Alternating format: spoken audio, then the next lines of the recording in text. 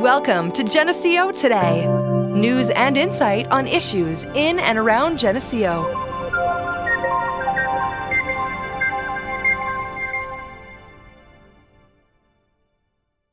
Welcome to Geneseo Today, the interview show where we discuss all things Geneseo. I'm your host, Carolyn, and today I am joined by SUNY Geneseo Philosophy Professor Carlo Filice. Thank you for joining us. How are you doing today? I'm doing well, Carolyn, and nice to be here. Would you please start by explaining your background and how you ended up at Geneseo?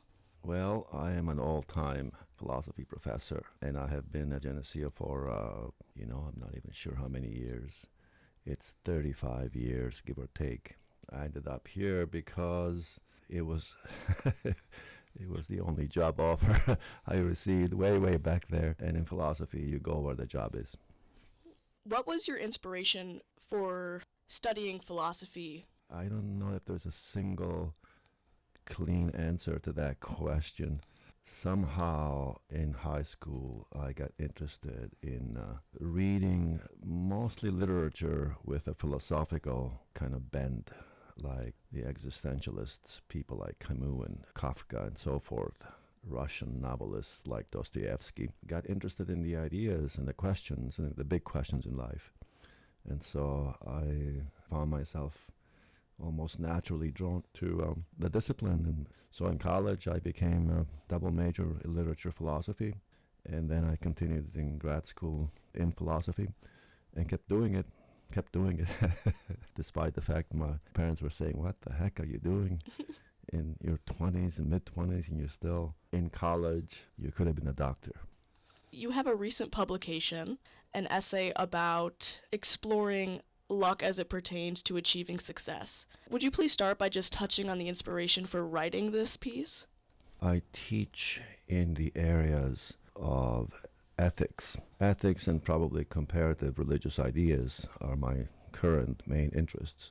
And in many of my ethics classes, we end up asking questions about justice, about just systems, like just societies, but also justice at even a bigger level.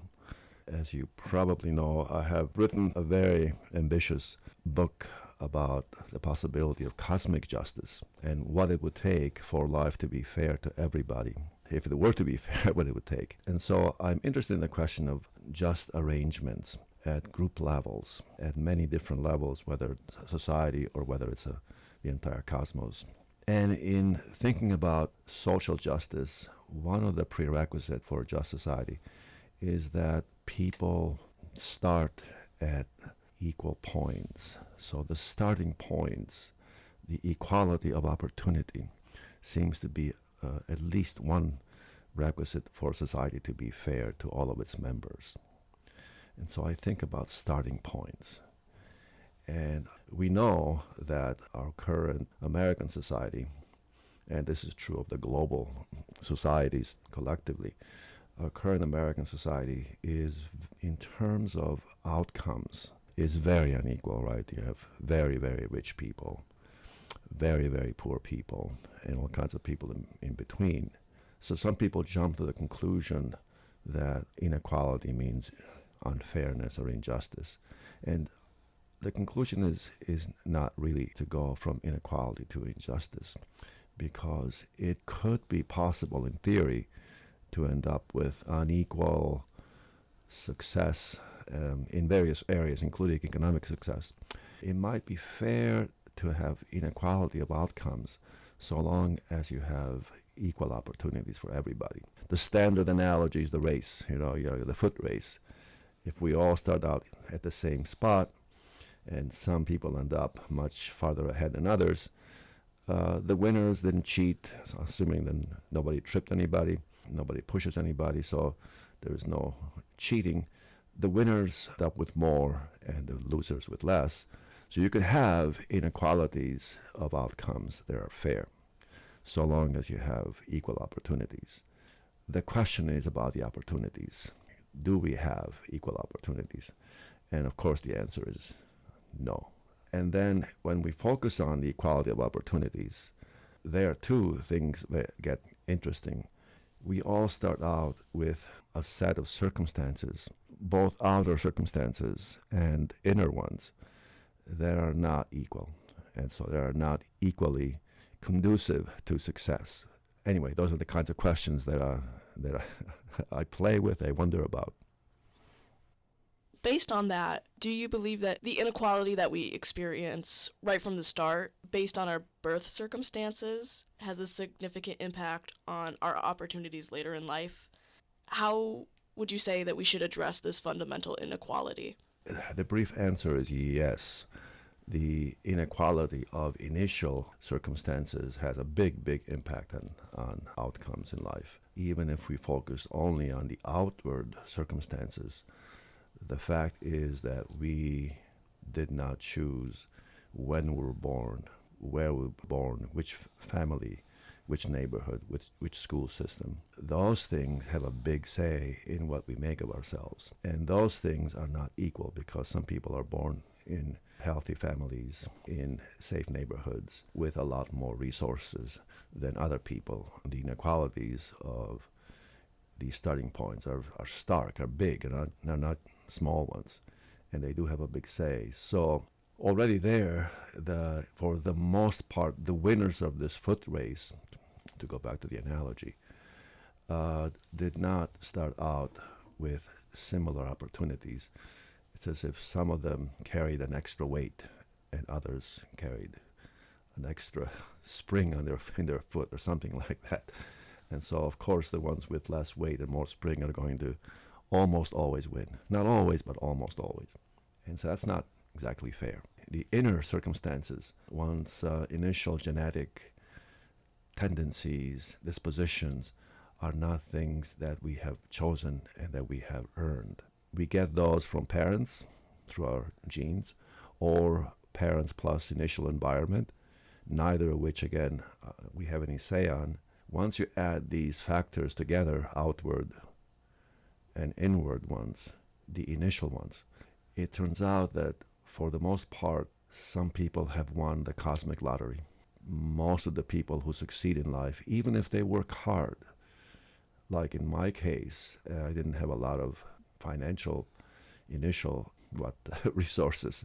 My family was immigrants who didn't speak English, and they couldn't read and write. They didn't have any interest in academics. There were no books around. But my character tendencies were very lucky.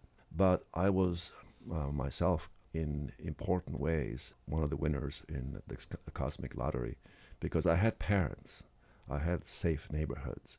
I had family backing that provided comfort and safety and emotional support. And I had access to schooling that was public and it was free. And I had the tendency to like books. None of these things I chose for myself. And so I turned out to have a very nice life. So I'm very lucky and I'm very happy. But I recognize that I did not earn my starting points, and neither does anybody else who is born in good circumstances and not in a very war-torn zone or a very malaria-stricken area or in a barrio in a big Latin American city or in lots of other bad circumstances where the chances of doing well in life are so minimal.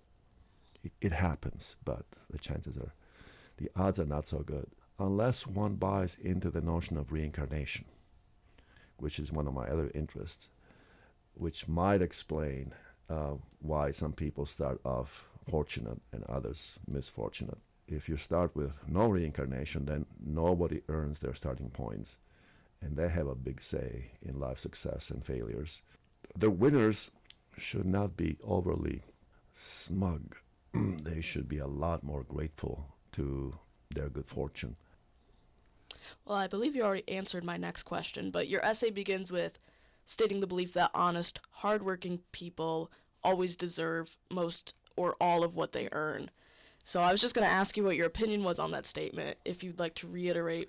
I am aware that a lot of people like myself will tend to over-congratulate themselves when they do well in life because we have worked hard, and so we focus on that part.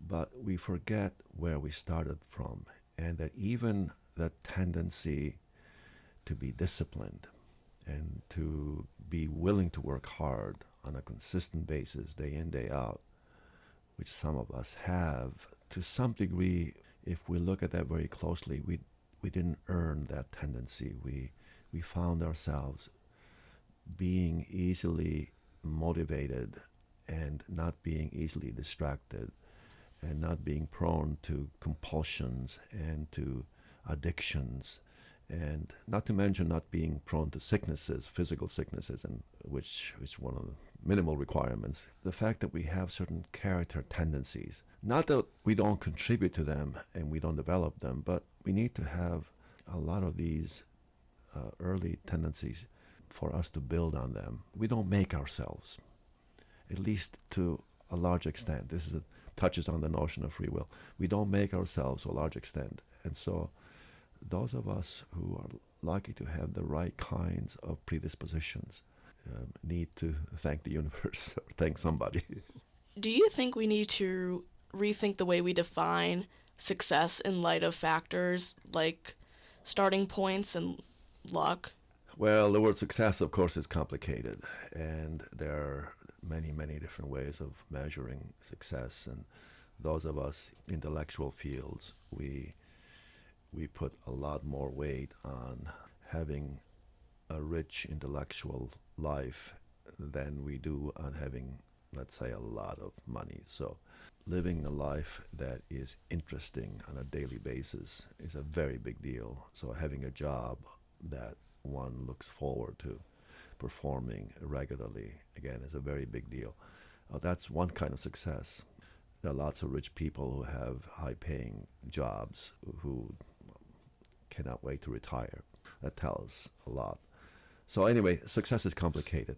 But even if we were to focus only on economic success, which is kind of my focus because we live in a very, I hate to say it, a very materialistic, a very market-driven, financially measured kind of world where people do measure success in terms of a lot of people, maybe most people in terms of wealth. And so I want to say to those people, if you have succeeded and you haven't cheated, even if you started modestly, recognize how much you owe to good fortune. If you are tuning in now, this is Geneseo Today, and I am joined by SUNY Geneseo Philosophy Professor Carlo Filice. What would change in our approach to economic policy or social responsibility if we all acknowledge that our successes might not be entirely deserved? The issue is starting points. And since everybody, at least on the face of it, meaning conservatives and liberal voices, tend to agree that equality of opportunity is one of the preconditions for a just society or a decent society. As a society, we should focus on that. Trying to equalize the opportunities is a very big project. It's not something small. We cannot equalize opportunities in all ways. We cannot make initial talent distribution equal for everybody because we cannot control genetic factors. We can control, to some degree, the equality of the outer circumstances for children. What could we do? Well, minimally, we could have equal schooling chances available to any child anywhere in the country. And that's simply not the case these days. And there's kind of no excuse for not at least doing that. What that would take, I'm not an expert in this stuff, but what that would take is rearrangement of all the resources that go into all the schools, especially public schools. Instead of the public school system being funded according to local, what they call local real estate taxes, which means taxes on local housing and other kinds of lands and businesses, which means that if a school is located in a very rich neighborhood, the tax revenue that people can provide for school resources are going to be much, much higher than if a school is located in a poor neighborhood because property value is much lower there. And so the taxes revenue be much lower. Localized school funding is problematic. From the point of view of fairness and equal opportunity is just indefensible. So we could pool all of the money collected by taxes from real estate everywhere into a single central pot, whether at the state level or a national level, and then redistribute based on number of students per schools. So we could do that, but the political will is not there. So given your views on luck and starting point inequality, do you think the idea of the American dream, where anyone can achieve success through hard work, needs to be reconsidered? We do want to encourage honesty, obviously, and hard work and self-discipline and the kinds of traits and tendencies that are conducive to doing well in life and helping the world. But the notion of the American dream being equally accessible to everyone is a fiction, and unfortunately, and it's not just in this country, this is true, in most societies in the world, again, because the starting points are so deeply unequal. And so we have made some attempts at trying to equalize. It's not all or nothing. In many countries we've done that, including in the U.S. And so we do have, for example, the whole idea of public schools, so that even poor people who cannot afford to pay for private teachers, they can attend and they can make something of themselves if they're lucky enough to have, again, talents and character dispositions of the right type, and the backing of families and so on. Yeah, the American dream. We've tried to address these inequalities in some ways. We do have programs like Medicaid that provide financial assistance to the very poorest, so that they're not starving, and we give other kinds of support. We're aware of the fact that children are not responsible for the sins of their parents or for the virtues of their parents. And so we try to do a little bit about that, but I think we could do a lot more. You mentioned this earlier, but how does the idea of free will connect to all of these ideas? Free will is a complicated topic, and there too, probably we shouldn't think of it as all or nothing. There are philosophers and philosophical schools of thought who don't think we really have any ultimate kind of free will. With them, I think we have what sometimes is called libertarian free will, which is the idea that we have this mysterious and kind of ultimate power of saying yes or no at key points at various decision-making processes. But free will does not operate in a vacuum. That's the big point, even if we have it. Free will operates in the context of motivation that in some way we don't choose. We have all kinds of natural impulses, and we have other ones which we get from society for a number of things, and these impulses have a big role, and we didn't choose them, whether it's hunger and whether it's desire for knowledge or whether it's anything in between. Those things we don't choose. These psychological and then cultural and circumstantial settings create choice options for us. And within those options, at various points, the we, of course, is complicated. What is the we there? This is philosophically crazy stuff. What is the we that intervenes in our own decision-making process? Is there a core self at the heart of each one of us? Again, some people want to say, no, we're just a bunch of dispositions and tendencies and impulses, and they interact with each other and they produce a choice. I'm not with them. I think there is kind of a core center to us that is mysterious and that has this weird power of saying yes, no, this way or that way.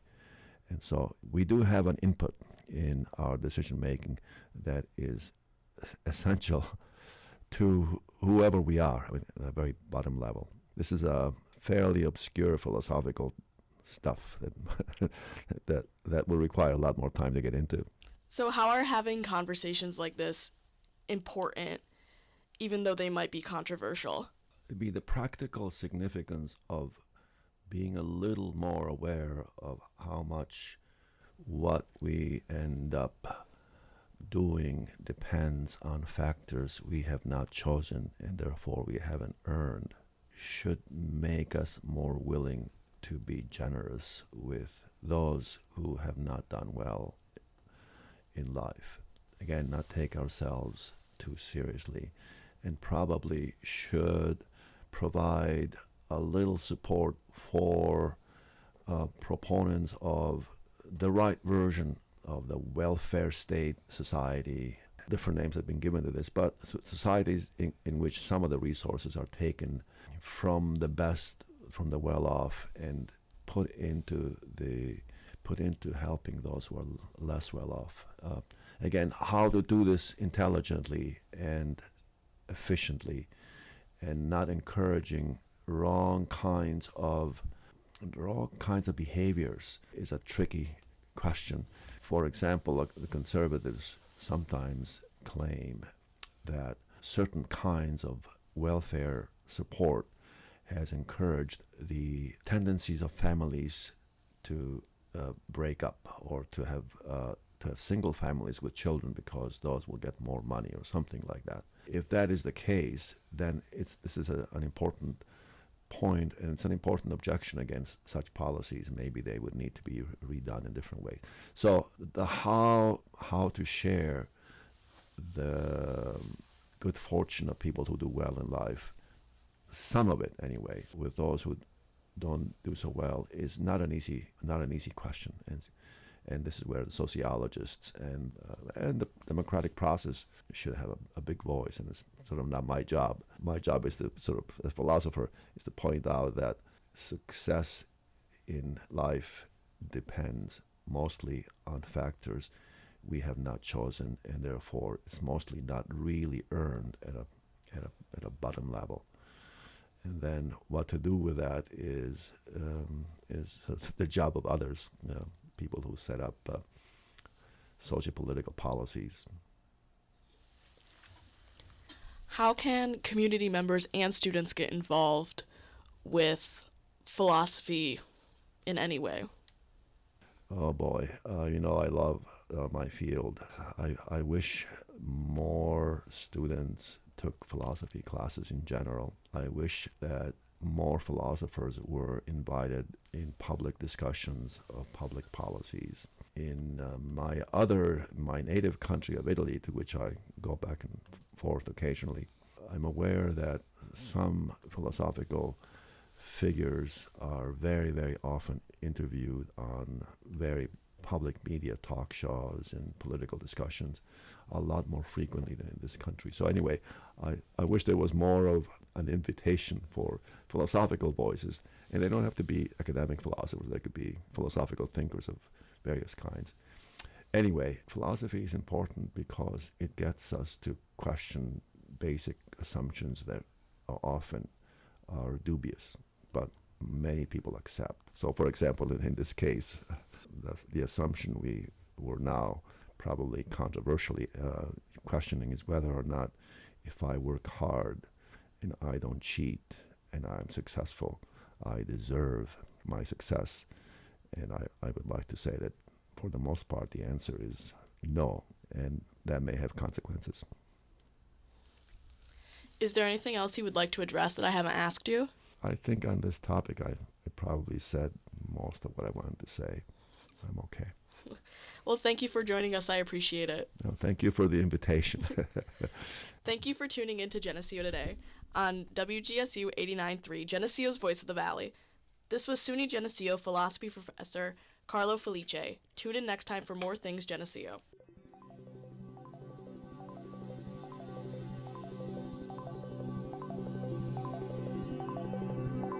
Thanks for listening to Geneseo Today, news and insight on issues in and around Geneseo. To learn more about this show or to suggest guests or topics, contact WGSU at geneseo.edu.